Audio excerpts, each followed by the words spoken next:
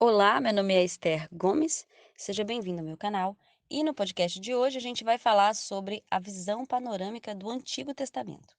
Imagine olhar para o Antigo Testamento através de um drone. Você vai conseguir ver todos os acontecimentos que estão registrados ali no Antigo Testamento, né? O primeiro está lá em Gênesis 1, a criação do universo, quando Deus, voluntariamente, ele se reúne com a Trindade e eles criam o universo. Também cria o homem. No Gênesis 3, a gente vê a queda do homem, né? O homem foi criado para a glória de Deus, mas optou pela desobediência e ao ingerir o fruto proibido, ele é expulso do paraíso, né? E Deus ele fala, olha, pelo seu suor comerás, né? Depois disso, a humanidade cresceu e se corrompeu de tal forma que Deus decidiu então exterminar aquela humanidade presente, né.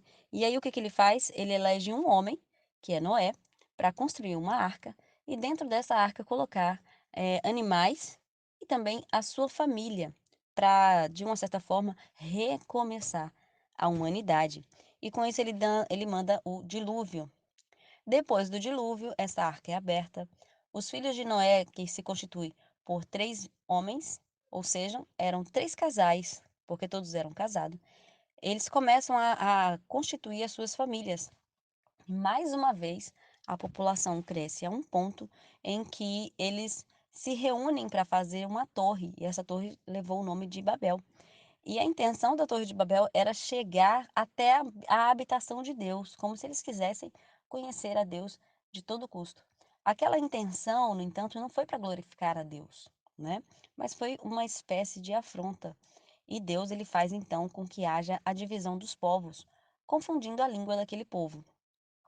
Depois desse período vem a era patriarcal, onde Deus escolhe Abraão de sua terra e fala aquela frase famosa: sai da tua terra e vai para a terra que te mostrarei. Né? Deus promete para Abraão que ele vai ser pai de multidões. E Abraão obedece cegamente aquele Deus que ele até então não conhecia. Abraão se torna pai de Isaac, Isaac se torna pai de Jacó, e Jacó se torna pai de 12 homens, que futuramente se constitui em 12 tribos de Israel. A história de Israel, ela praticamente começa quando eles vão para o exílio do Egito, né? Acontece que um dos filhos de Jacó, que é José, foi vendido por seus irmãos e chegando no Egito, ele primeiro se torna copeiro de Potifar, depois ele é preso na cadeia, acusado injustamente de tentativa de estupro, e depois ele interpreta o sonho do faraó.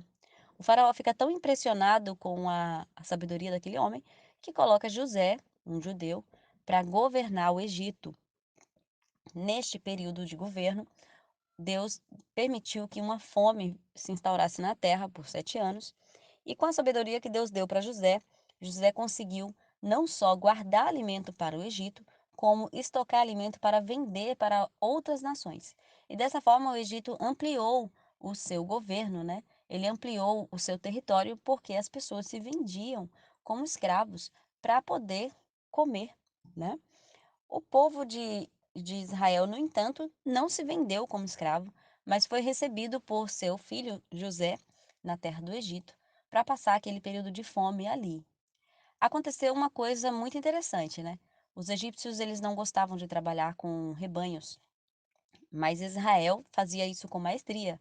Então, uma das possibilidades que José deu para Faraó, para que o povo de Deus fosse trazido para o Egito, é que eles trabalhariam com essa parte, né? Esse trabalho que ninguém queria fazer no Egito. Então, Faraó ele separa uma terra chamada Gozém e coloca o povo de Jacó ali.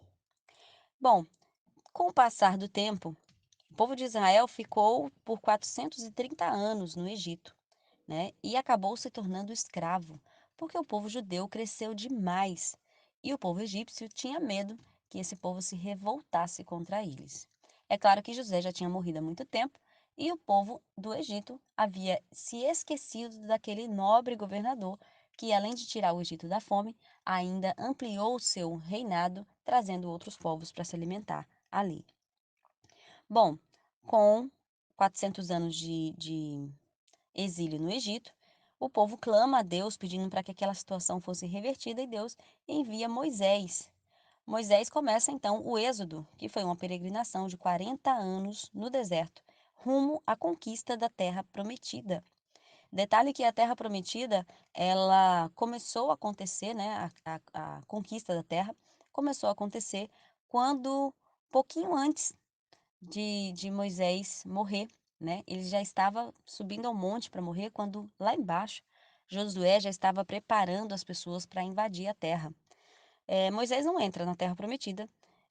Josué conquista a terra prometida, mas não na sua totalidade.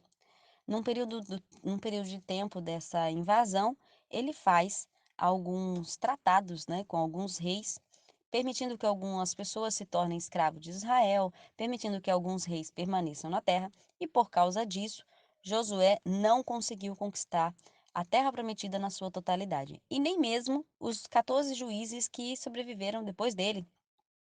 Durante 350 anos, Israel lutou contra os inimigos que estavam na terra prometida.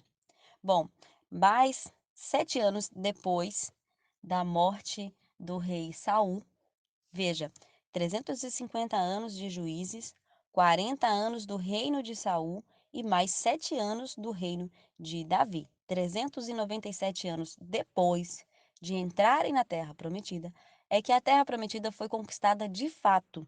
Porque quando o rei Davi ele assume o trono, 7 anos depois dele ter assumido o trono, ele luta contra os jebuseus, que eram o último povo que estava ali. E ele toma Jebus. E quem é Jebus? Jebus é Jerusalém. Jebus ficava numa parte alta, né? Aonde eles tinham uma visão privilegiada, eles tinham carro de ferro. Então, por causa da desobediência de Israel, veja só, por causa da desobediência, eles andaram 40 anos no deserto. Não havia necessidade disso.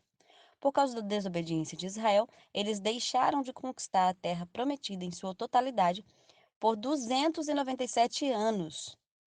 Então, o que Israel não entendia é que obedecer a Deus era primordial.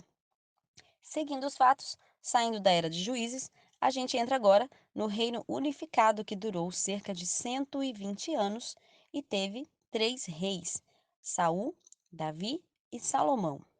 Se você quiser saber um pouquinho mais sobre esse período, tem um podcast aqui no nosso canal que se chama Reino Unificado, e lá você vai saber com detalhes, né? Depois do Reino Unificado veio o Reino Dividido, conhecido como o Reino do Norte e o Reino do Sul.